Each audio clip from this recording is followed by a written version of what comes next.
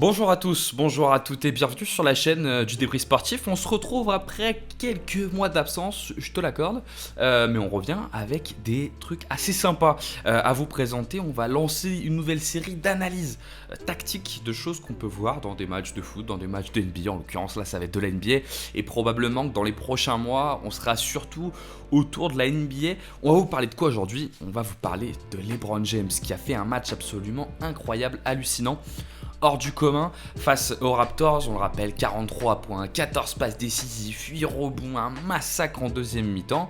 Ça va être le sujet de la vidéo du jour. On va vous parler justement de ce mec-là, LeBron James. On va se poser la question, comment il a fait pour casser justement la défense des Raptors, qui on rappelle 5e meilleure défense de la NBA, premier sur la saison régulière dans la conférence Est, et hier soir, massacre de Cleveland qui gagne de plus de 30 points à la deuxième mi-temps et qui mène désormais 2-0 dans la série avec un jeu qui franchement est en train de se retrouver avec des qualités indéniables et surtout avec un LeBron James, on va le voir, absolument incroyable. Alors comment ça s'est passé? On va vous montrer vidéo à l'appui, analyse vidéo à l'appui, comment LeBron James a découpé cette équipe. Moi j'appelle ça le mode Dexter de LeBron James, c'est le mode où en fait il est vraiment dans son prime, c'est-à-dire qu'il n'est pas dans le scoring, mais il est d'abord dans la passe pour se mettre en rythme avant d'être justement dans un registre un peu plus de scoreur, ce qui lui va forcément très bien. Donc on va voir en 3 temps. Le premier, ça va être dans le troisième quart-temps, on va voir comment il a réussi à découper la défense par des passes à Korver, à J.R. Smith, à George Hill, à Kevin Love. Après on va voir, forcément, les Raptors se sont adaptés, vous allez voir, ils ont essayé de plus le défendre en 1 contre 1, il a mis des paniers absolument incroyables, des fadeaway, il a touché le plafond du Air Canada Center, et puis après, on va voir que les Canadiens ont essayé de doubler sur lui, qu'il a réussi à décaler, et qu'on a eu finalement des paniers à 3 points assez faciles grâce à ça. Allez, on y va, et c'est parti pour l'analyse tactique. Bon, on part tout de suite dans le troisième quart-temps. On rappelle, Toronto fait une première mi-temps plutôt très appliquée. Ils partent à la mi-temps avec 2 points d'avance. C'est assez inquiétant parce que finalement, ils jouent très bien. Les Cavs ne jouent pas très bien. Ils sont devant simplement de 2 points. Et LeBron n'a pas trop encore enclenché le mode LeBron James. Il est assez cool. Mais vous allez voir que par 2-3 actions, il va tout de suite mettre ses coéquipiers en rythme. Première action, ça va être un panier de J.R. Smith. Allez, tout part d'une balle perdue d'abord de Serge Ibaka. Ce que vont faire les Cavs, c'est assez simple en fait, c'est qu'ils vont commencer à mettre en place un système pour faire croire que LeBron James va se retrouver ici en tête de raquette avec le ballon. C'est ce qu'il a beaucoup fait l'année dernière. Les Cavs avaient fait très très mal aux Raptors avec ce système où LeBron prenait la balle à 45 en haut et avait tout le loisir d'organiser le jeu.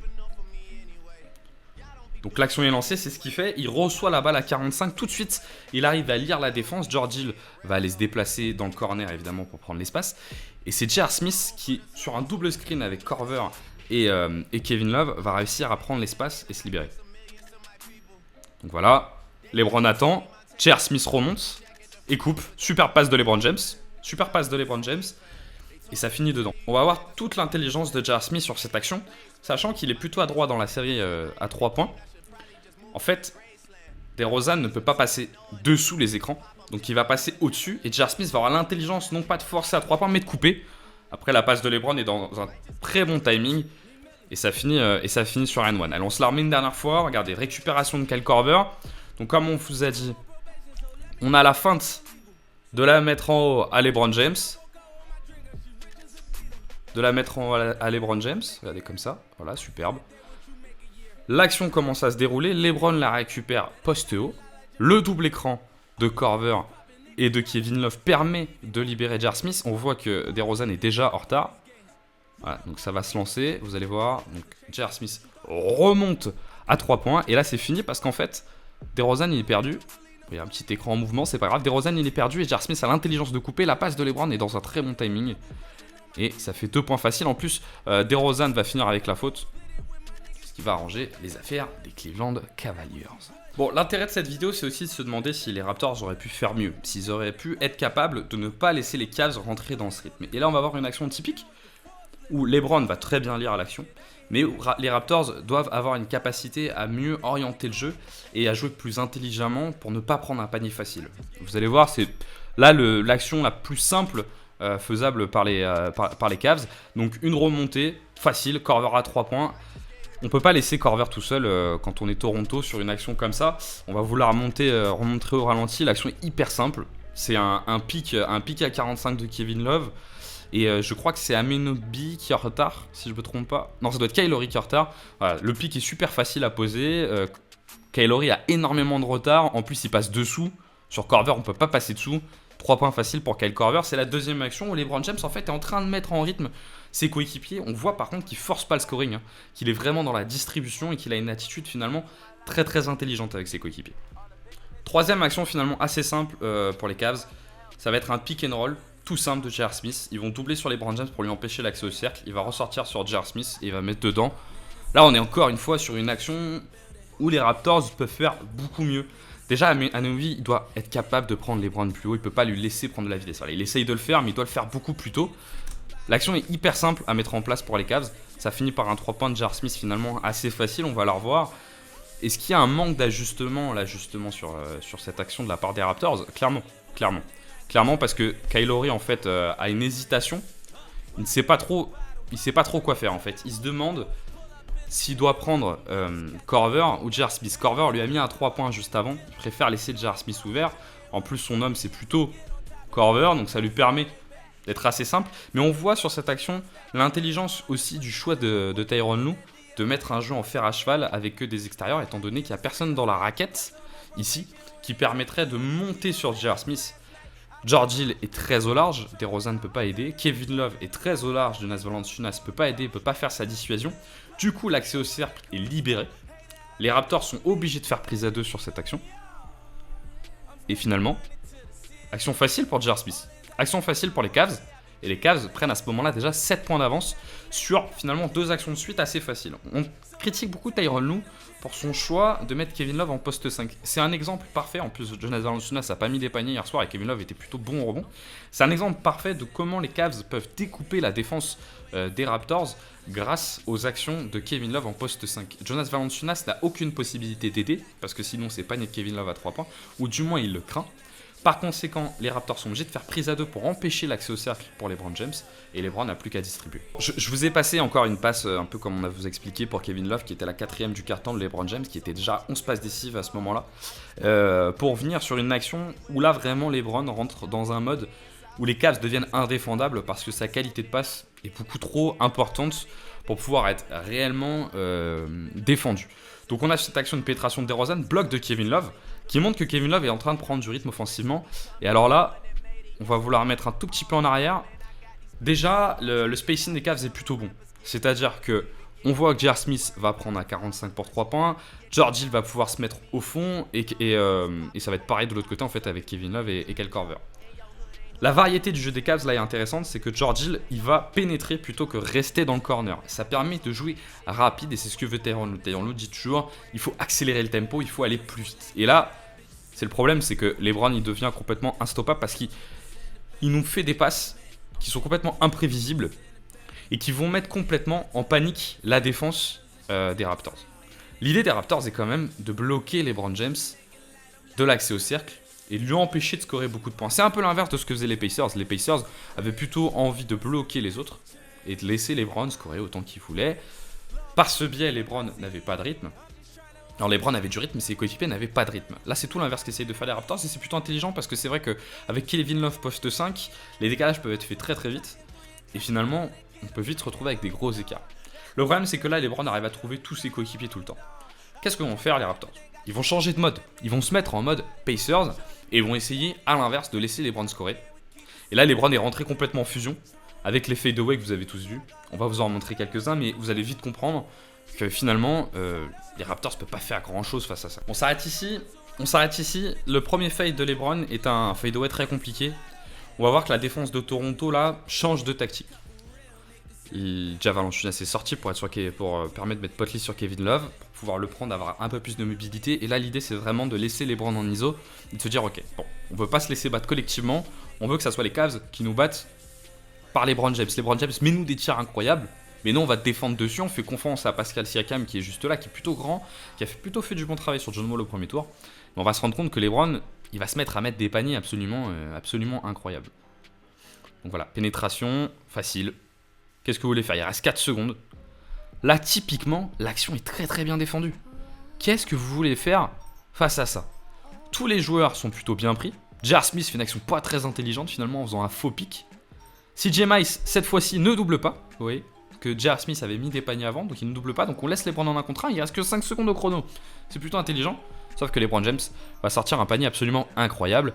Ce fade, il est complètement inarrêtable. Et c'est à partir de ce moment-là que LeBron va rentrer dans une espèce de fusion, un espèce d'état de lévitation, où il se met à forcer beaucoup. Quand LeBron il est comme ça, généralement il se met à beaucoup forcer. Mais là, cette fois-ci, il va tout mettre dedans. Donc ça devient complètement inarrêtable. Ça continue en fait avec un... On vous met tout de suite toute la séquence. Ça continue, pas besoin même de mettre en grand écran, avec un 3 points très compliqué face à Pascal Siakam. Bon pareil, Siakam, qu'est-ce que vous voulez qu'il fasse? Il peut pas défendre beaucoup mieux. On double nulle part, fade away, ça rentre, incroyable, tir complètement incroyable. Après ça, il va mettre, donc vous pouvez le voir, un petit layup qui sera assez facile. Il va louper un tir à 3 points. Grâce à notre League Pass, on arrive à tout revoir. Et le carton va se terminer là-dessus. Donc on termine finalement sur un carton où les Cavs se sont mis en rythme. Qu'est-ce qui s'est passé dans ce carton? Première étape, LeBron James découpe la défense de Toronto via des passes très bien ajustées. Toronto fait un choix. C'est un choix, et Dwayne Casey a raison, il faut faire des choix. Il fait le choix de doubler sur LeBron pour pas lui permettre de marquer trop de points. En se disant, allez, on va plutôt essayer de le limiter. Premier tour, il a mis 45 points à chaque fois. On n'est pas en confiance contre LeBron James. On va essayer de le limiter lui. LeBron va à chaque fois trouver les passes. On a vu, il y a 2 actions où effectivement les Raptors peuvent mieux défendre. Après, les Raptors vont changer d'idée. Ils vont se dire, bon, maintenant LeBron, ok, t'as découpé la défense. On voit bien que t'arrives à trouver toutes les passes. Maintenant bats-nous, tu vois, individuellement. Il va mettre un fadeaway incroyable et il met ce 3 points. Et le problème, c'est que ça aurait pu s'arrêter là. Et ils ont raison, moi je trouve, les Raptors, d'essayer de continuer là-dessus parce que c'est très compliqué de mettre des shoots comme LeBron va mettre tout du long. Mais finalement, il va réussir à le faire avec des tirs absolument incroyables comme celui-ci, qui est un fade pareil. Qu'est-ce que vous voulez faire? Là, c'est Kyle Lowry. Je veux dire, LeBron James, s'il fait une action sensée, on est là, le placement est très très bon. En fait, Potley, par le placement de Kevin Love qui est pas très... c'est Tristan Thompson, il semble. Tristan Thompson bloque l'accès au cercle. C'est toute la différence entre Kevin Love et Tristan Thompson en poste 5. Hein. C'est qu'il n'y a pas la possibilité d'écarter autant. Donc LeBron James, logiquement, un grand face à Kyle Lowry, il doit l'enfoncer et marquer dessous. Sauf que LeBron lit très bien la défense, voit que Potley va venir en aide. Du coup, le choix de LeBron, il va faire un tir très difficile. C'est un tir très difficile, vous allez voir. Le fadeaway, la balle part extrêmement haut et ça rentre. Regardez la réaction de Valanciunas. On va vous la remettre rapidement, voilà, qui est assez rigolote au fond, qui est absolument dépité évidemment. Donc première action de LeBron James où il arrive à se mettre complètement en rythme et à mettre un turnaround magnifique. Le problème, c'est que ça va pas s'arrêter là.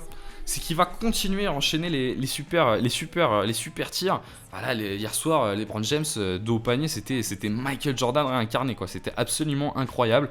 Il se met dos au panier, regardez. Potley, pareil, flotte, mais LeBron met encore un fade absolument fou. Et là, qu'est-ce que vous faites quand vous êtes les Raptors? Est-ce que vous doublez? C'est vrai que c'est une possibilité. Est-ce que vous vous dites, on va le laisser continuer à scorer, c'est des tirs compliqués? C'est quand même plus simple de mettre un 3 points ouverts que mettre des tirs comme ça. Et juste avant, les Cavs ont montré qu'ils mettaient les tirs ouverts. Donc qu'est-ce qu'ils font les Raptors? Ils disent, ok, on va laisser LeBron continuer de nous mettre des paniers en 1 contre 1. LeBron, c'est pas non plus le plus grand scoreur de l'histoire. Sauf que ce soir-là, il était complètement inarrêtable. Il va enchaîner tir après tir. Des actions complètement folles. Regardez la défense de Siakam, elle est très bonne. Valanciunas, il flotte, il sait que LeBron ne peut pas accéder au cercle. Il va mettre un tir absolument fou. Et il va les enchaîner encore et encore et encore et encore et encore. Et c'est là où ils peuvent rien faire, les Raptors. C'est qu'ils font des choix. Et évidemment, quand on fait un choix, on ne peut pas faire un choix simplement sur quelques secondes. Il faut tenir un peu son choix. Mais le problème, c'est que LeBron, il va enchaîner encore et encore et encore. Regardez, il va prendre la balle poste haut, c'est Tristan Thompson. Du coup, Jonas Valanciunas, vous voyez, il est ici. Il reste en position. L'accès au cercle est coupé.